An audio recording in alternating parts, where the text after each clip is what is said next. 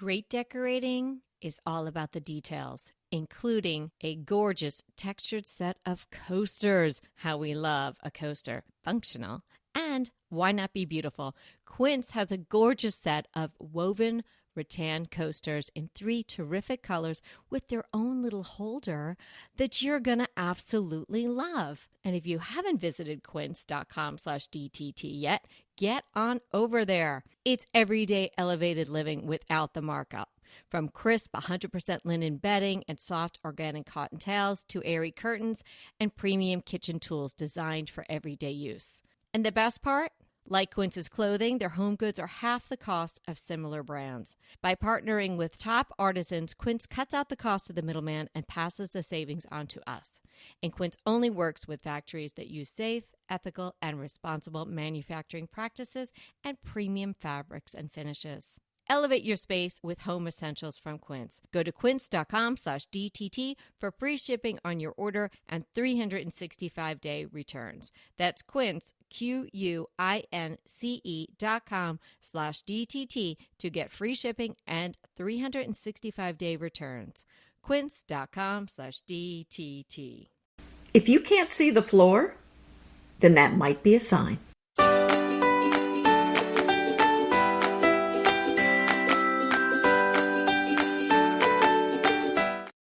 Hi, I'm Anita Joyce here with Kelly Wilkness, and this is Decorating Tips and Tricks. And today we are discussing signs you have too much stuff. This hit a little home for me, Kelly. I don't know. Did you feel like maybe you had a little too much stuff after you finished this?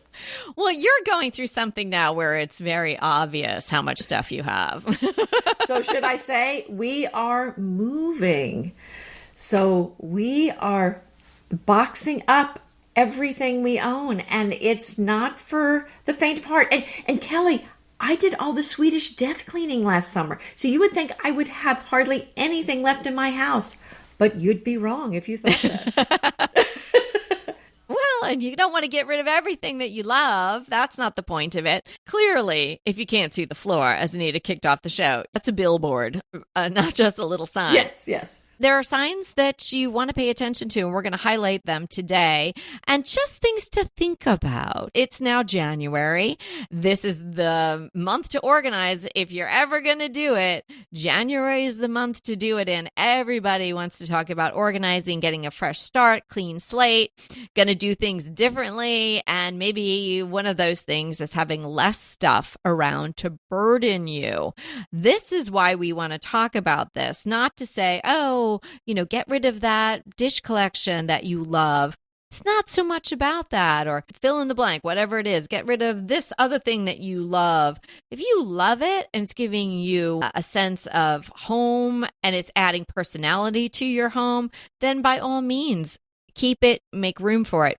But all of us have a lot of stuff that we don't even use, that we don't even really like, that is just around. And it is not only weighing on the space, it's weighing on you personally. You might not realize it, but trust us, it is. Right.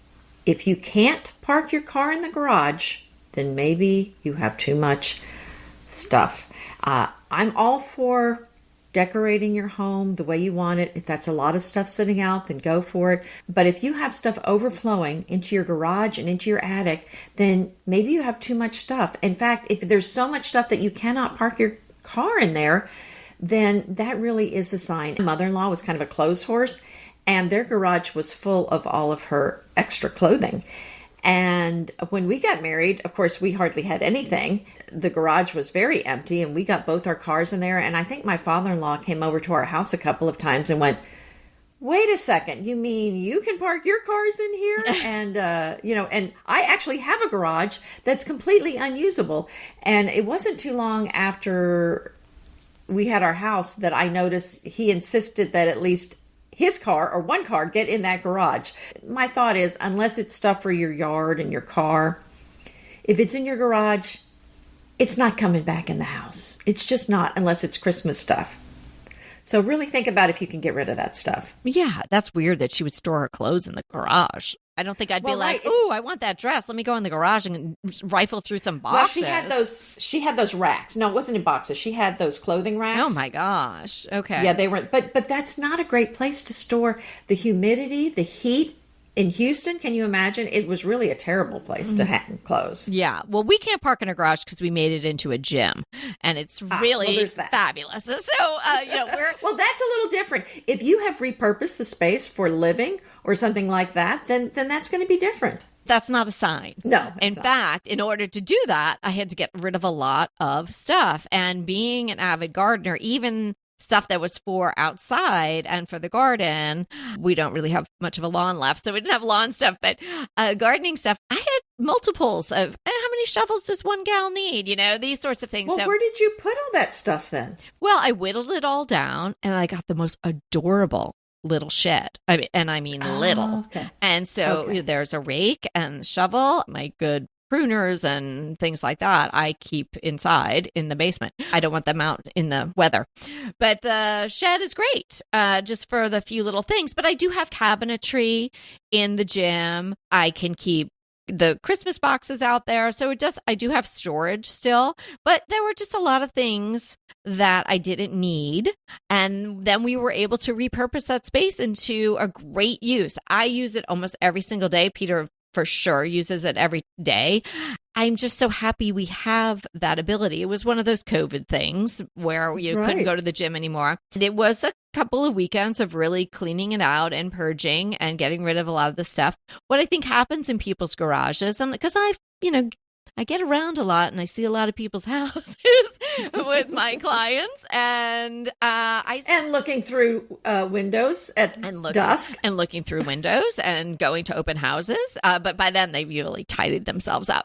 But when you see people how they really live, oftentimes the garage is just a landing pad for things you don't really use so much in the house. Maybe that extra rice maker that you used twice, or a waffle iron, suddenly it's on a shelf in the garage, or tools that somehow got handed down and you don't have anybody that's handy. Well, hire a handyman and give them all those tools. Get rid of it, put it into the hands of people who need it or would use it anyway, and unburden yourself and either get your car in there or turn it into, I don't know, a craft studio, a gym, whatever.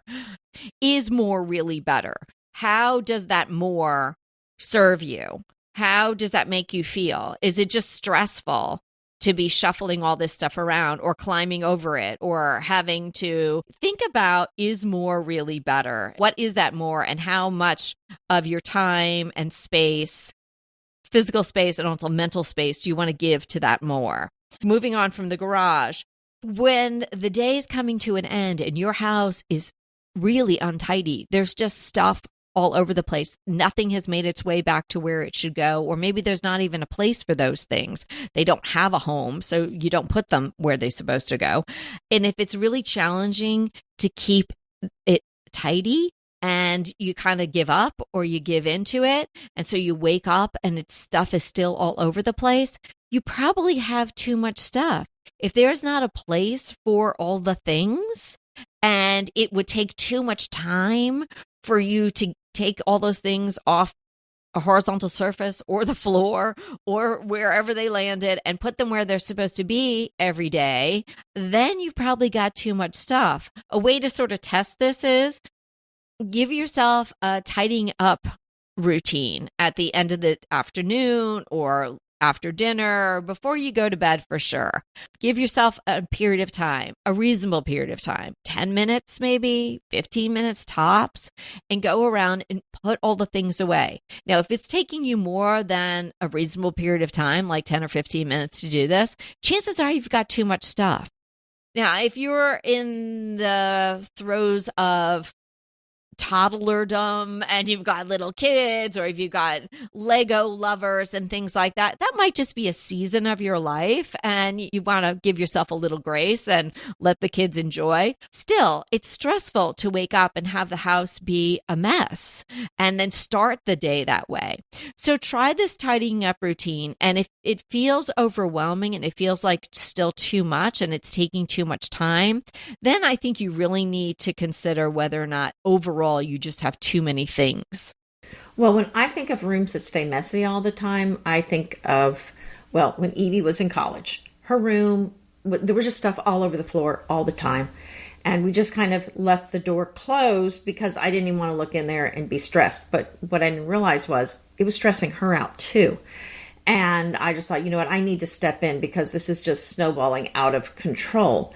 And when I started helping her, I realized she was just bringing things in, but nothing was going out. So you can imagine at some point, it's kind of like a drain. If you're trying to put water down a blocked drain, it's going to be coming up out of your sink at some point.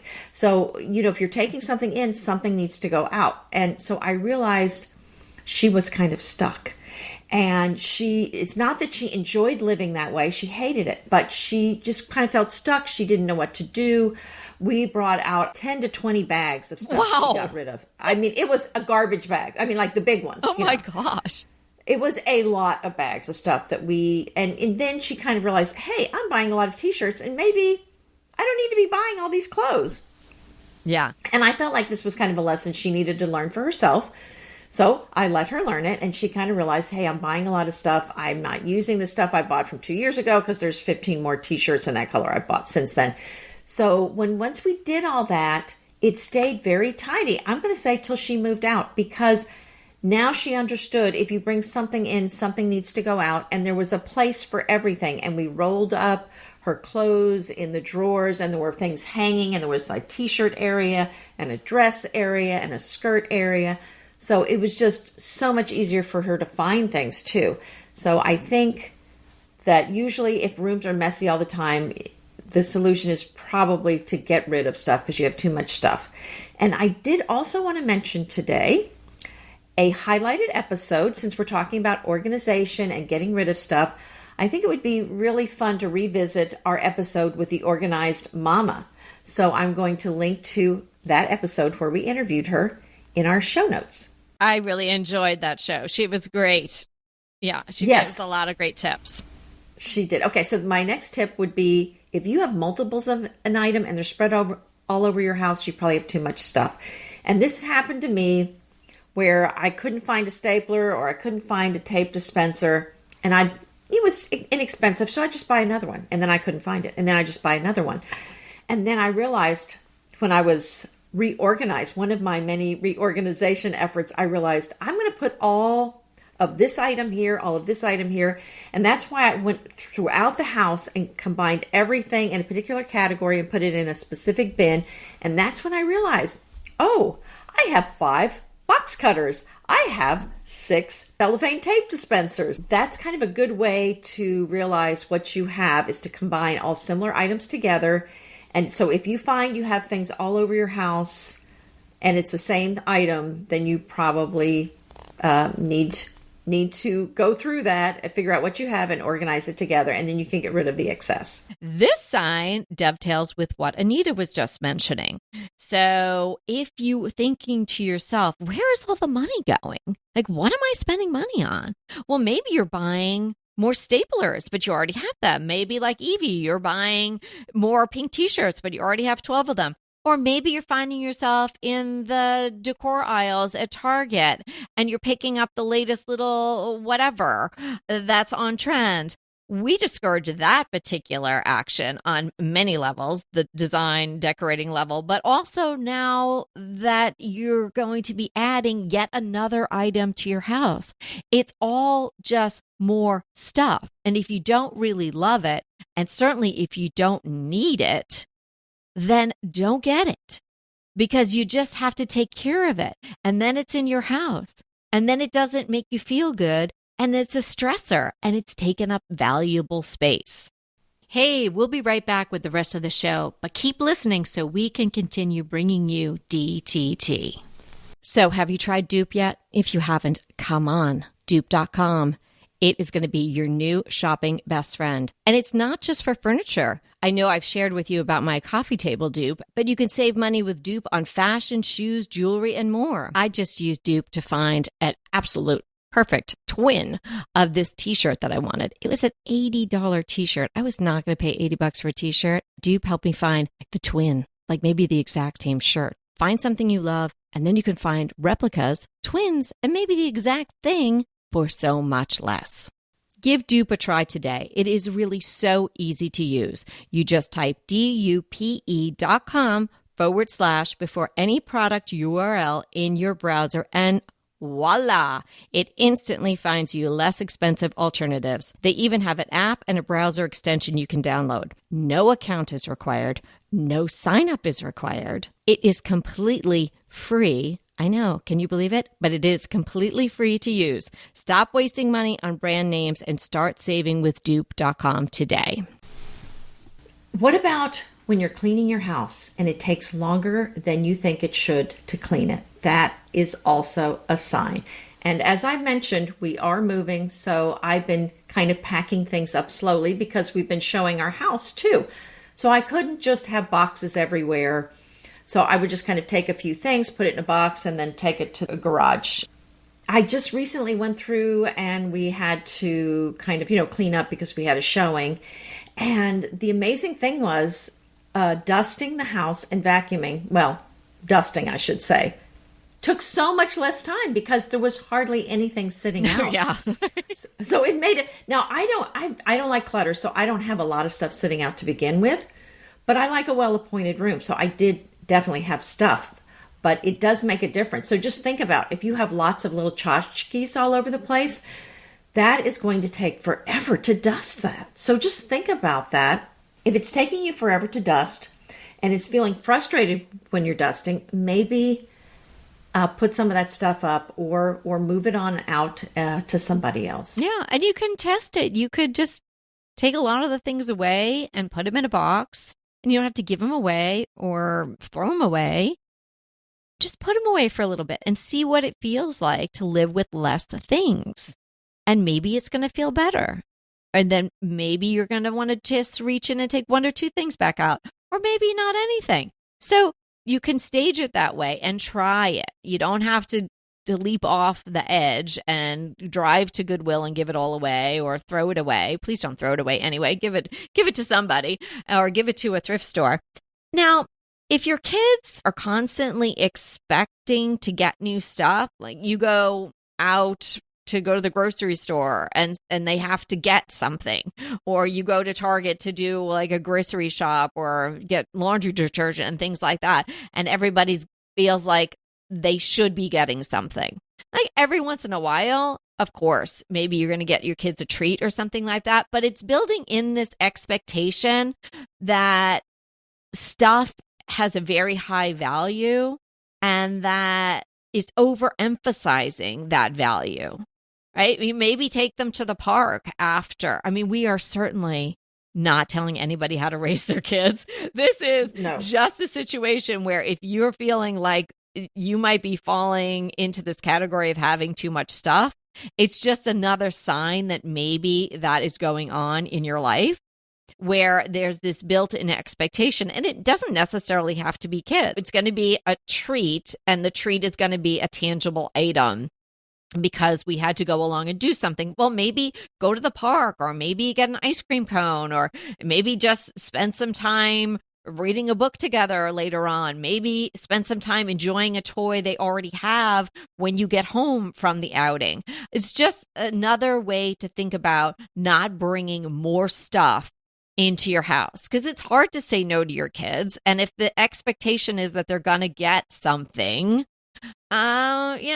I'd probably give in and get it for them, but maybe you start to lift that expectation or change it, tweak it, make it time together or an outing, an event, an experience rather than a tangible item.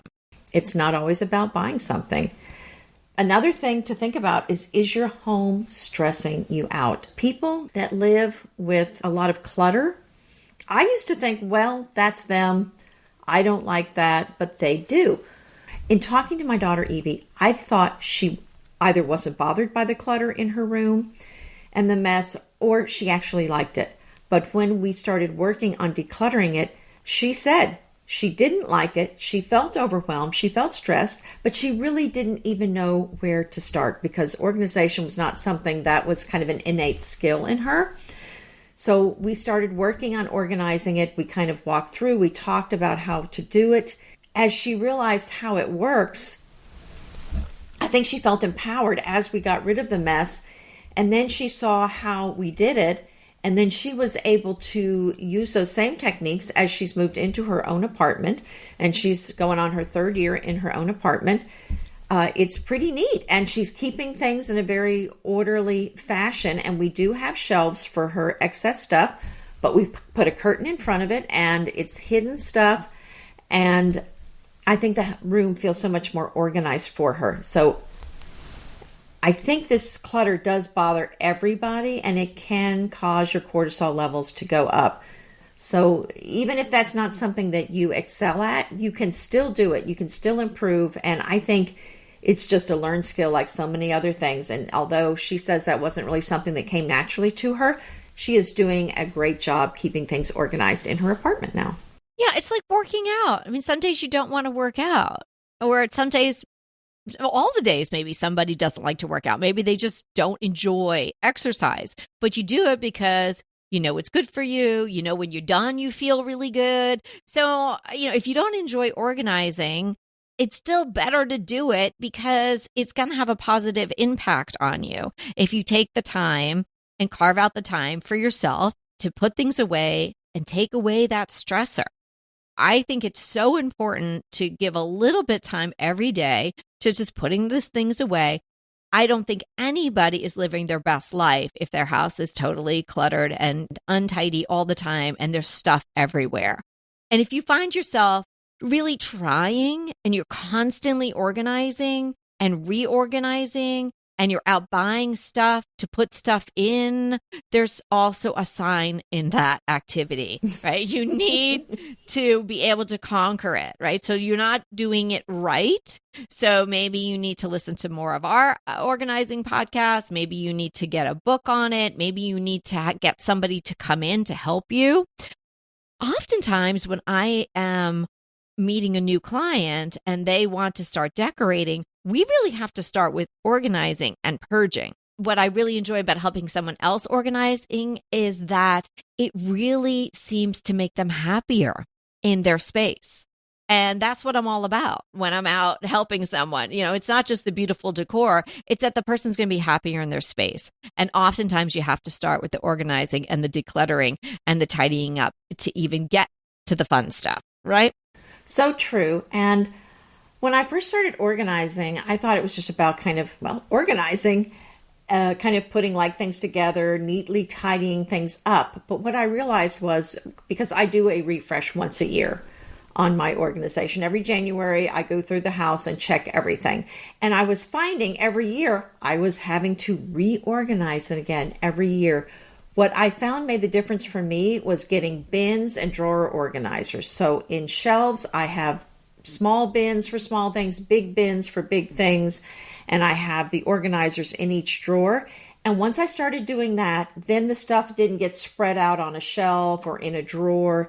And that's what made the difference for me, where I did not have to keep reorganizing. So that might be one reason you're needing to reorganize, is because your stuff just gets tossed about through the course of a year. But if things just aren't sticking, that is a sign that you have too much stuff. Because even if you have a drawer organizer in your drawer, if stuff is piled up and it's 5-6 inches deep, then it's kind of defeats the purpose. It's the amount of stuff, really. I mean, because anybody can organize a reasonable amount of stuff.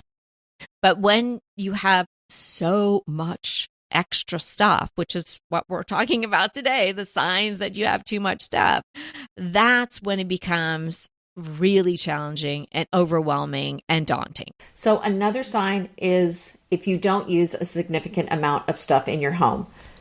This one was a little hard for me. Again, I would not say our house is cluttered. Gotta admit, this is hard. Okay.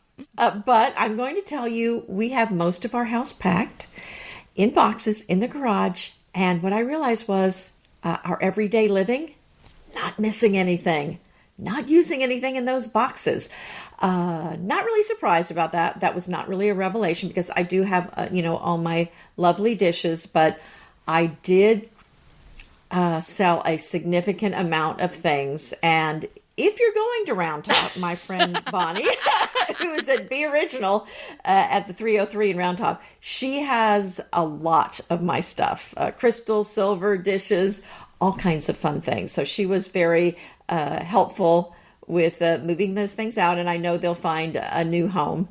That's something you can do, is sell your things, give them away, go to the resale shop, consign things. But I think most people in America have a lot of stuff in their home they're not using. But in my case, in my defense, it was all on display. Mm-hmm. Because my theory is, if it's in a box, in a closet, and it's decor, then move it on out. Yes. But I do have a lot of glass cabinets, and it was all on display and all in drawers for easy use. I think use is a relative term. So are you using it every day? Like, okay, yes, I might use the toaster or use something like that, use a pan. But you can be using something if it's on display as well. You're using it to add personality to your home, little touch of something that really makes the room special.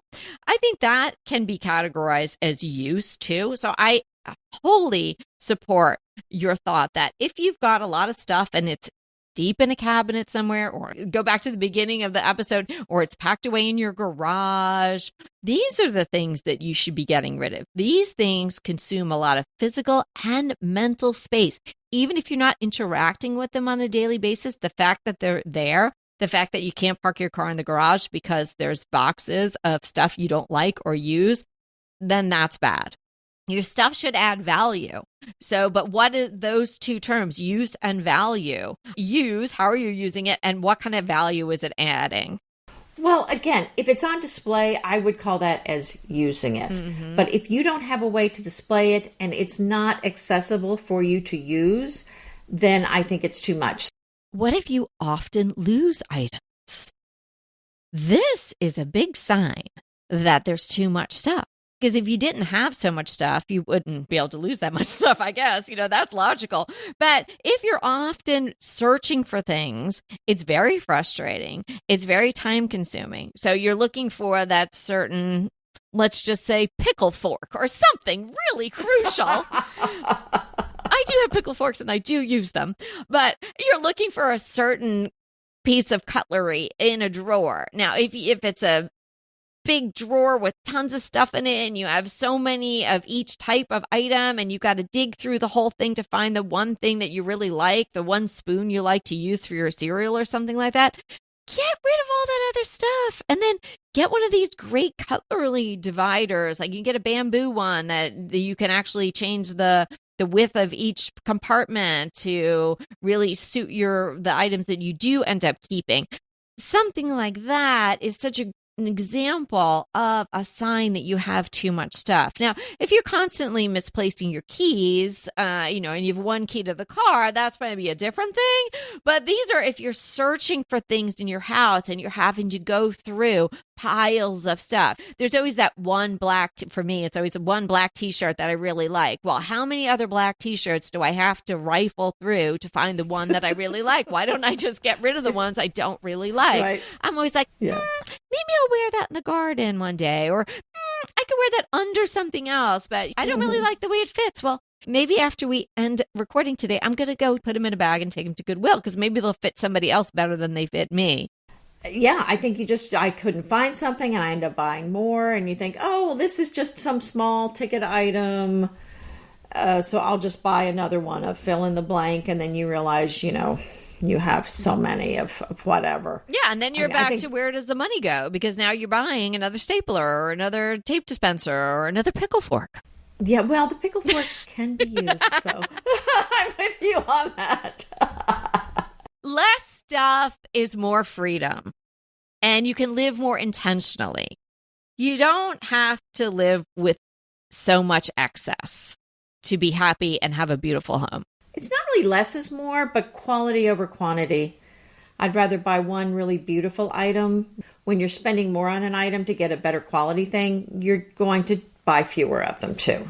So listen to the signs, think about them, think how they may or may not apply to you, and take some action if you need to. And if you need more help, Anita's highlighted one great archived episode. We have a lot of other organizational episodes, so you can just type in organization or organize into the search box, and I'm sure you'll come up with a whole bunch of episodes to listen to. So what are we defining today? RFQ. So this stands for a request for quote. So this happens when a designer asks a company for a custom designed item and they ask them, how much is this going to cost? So they would send out a RFQ to a workroom, for example, for a custom piece of furniture.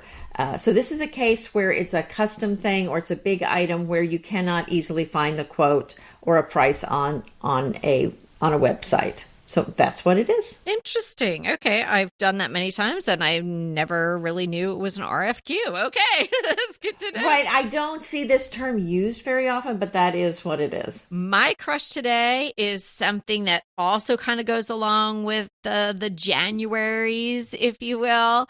People want to start working out, or maybe start new workout routines, or you want to lose a couple of pounds that you may have gained over the holidays. Well, I have something that has really been working for me and I'm enjoying a lot, a weighted vest. So I am now wearing, when I walk, I don't run with it, but I'll take a nice long walk. I'll do a 5K walk. So that's my usual running route. I will do it walking with my weighted vest on. And my vest at this point has 11 extra pounds in it.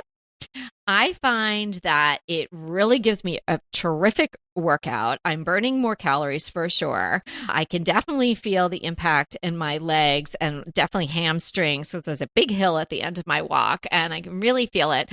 I also like the way it feels that it's kind of pulling my shoulders down into place, you know, that feeling where your shoulders are kind of coming up around your ears.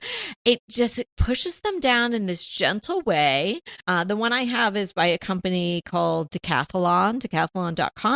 So I can link to the one that I have, but there are so many out there on the market. What I have understood from doing some research prior to purchasing mine is that you want to have the weight evenly distributed between the front and the back. You just don't want to have something that has some weights in the front and just a strap in the back, because that is going to throw you off. So that kind of makes sense, but it might not be something you thought of when you were purchasing it. It does look a little kind of like I'm on the SWAT team, but so mine. Or you've gained a little weight. Yeah, well, you know, I wear it over my stuff, but mine is black, and I just tend to choose black. You should clothing. Write SWAT on it. I think that would be good. I don't know if that would be safe, but I would suggest if someone's getting, like, if I was going to buy it again, I would probably get it in a bright pink or something like that, so it doesn't look so much like I could be on the SWAT team.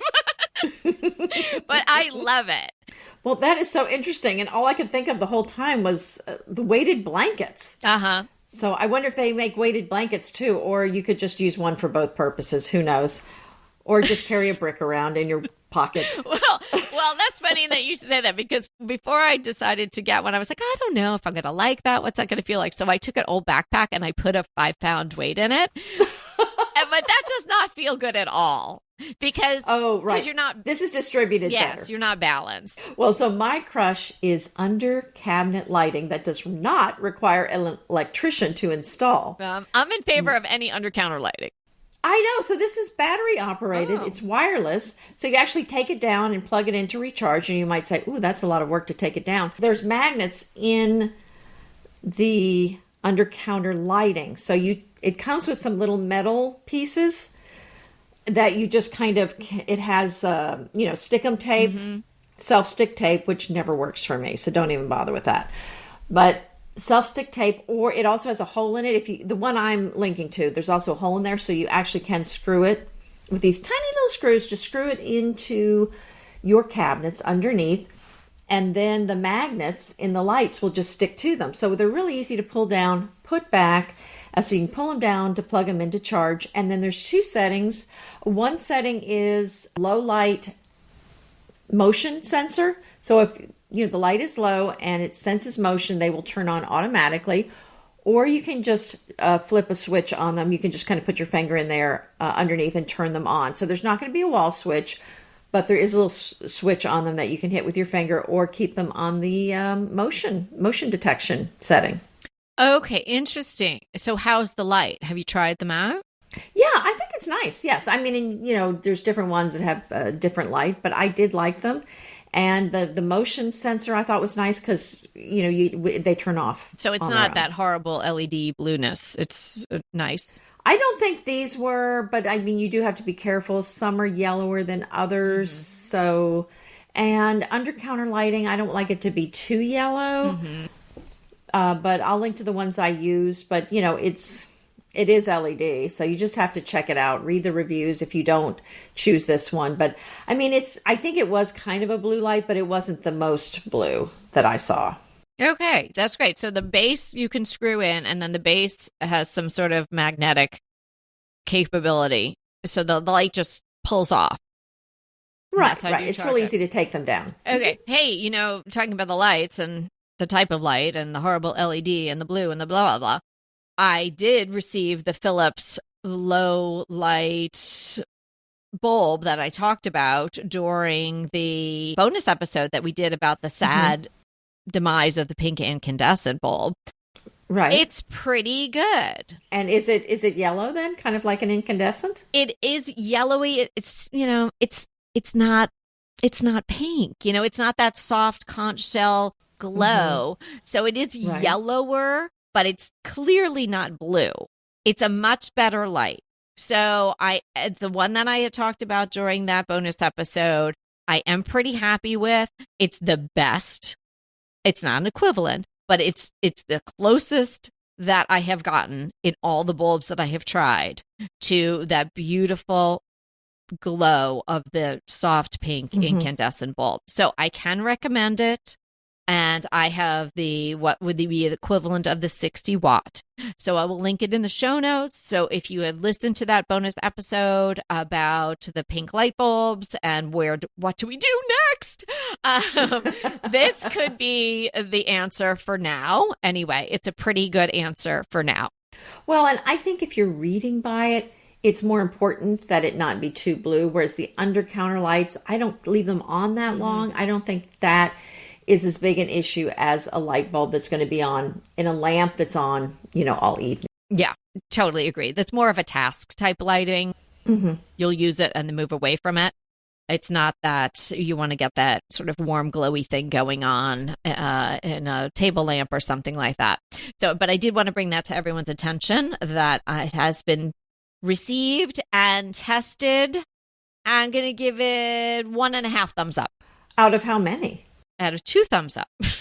How many thumbs do you have? We were supposed to know that it was a 2-thumb scale. Well, most people have 2 thumbs, Anita. We'll just leave it at that. Most people don't have too many thumbs, to keep on theme of our episode.